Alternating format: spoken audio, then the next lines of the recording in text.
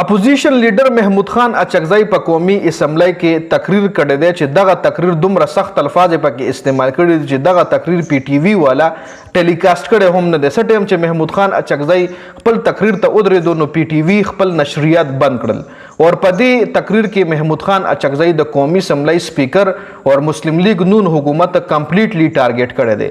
څه خبرې کړې دي محمود خان اچکزی ډیټیل سره په خبره کوو دغه مکمل بیان در سره شریک کوم. خو دومره بولډ خبرې د پی ټي آی پارټۍ کې یو لیډر هم نه دی کړی چونکه محمود خان اچکزی د پی ټي آی سړی نه دی خو د پی ټي آی د طرف نه عمران خان د خپل اپوزیشن لیډر منتخب کړی دی. د دا وخت د اپوزیشن لیډر رول ادا کوي. جی اوس پر راشو د محمود خان اچکزی تقریر ته قومي اسمبلی کې څه تقریر کړی دی نو محمود خان اچکزی سپیکر مخاطب کړی دی په خپل تقریر کې سپیکر ته ویلي دي چې ستا ټون چې کوم دی دا ټیک نه دی د ستا رویه ټیک نه ده او دا رویه بدلول غواړي. که چېرې ته ایوان چلول غواړې نو ته به د خپل رویه بدلې ته به د آئین خیال ساتي ته به د قانون خیال ساتي. تا 14 اراکین اسمبلی فارغ کړل د 70 سال نه زیات عمر والا کسان تا وایي په کوټ لکپت جیل کې اچولی دي. کوټ لکپت جیل کې تا 70 سال نه زیات عمر والا کسان اچولی دي بې ګناه. 45 قیدیانو ته وایي تا 86 سال قید سزا اورولې ده ستاسو په دورې حکومت کې.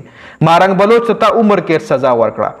آئین خو تاسو وایي د خپو لاندې کړی دی او د غیر جمهوري قوتونو ملګرتیا مو نوره مه کوئ چې کوم سړی جمهوریت سره تعلق نه لري او نو هغه قوتونو سره تاسو ملګرتیا مه ساتئ.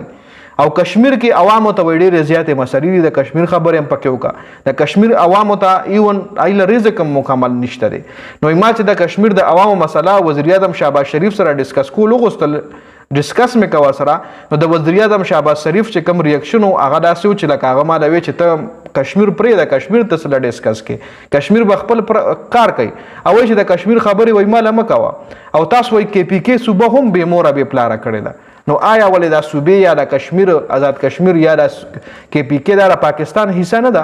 تاسو ته ایوان چې کوم دی هغه مطلب ساتل پکار دی. ایوان په داسې ساتل پکار دی د آئین او د قانون مطابق او پاکستان د دنیا یو اهم ملک دی او د دې آرمی چې کومه د دنیا طاقتور آرمی ده.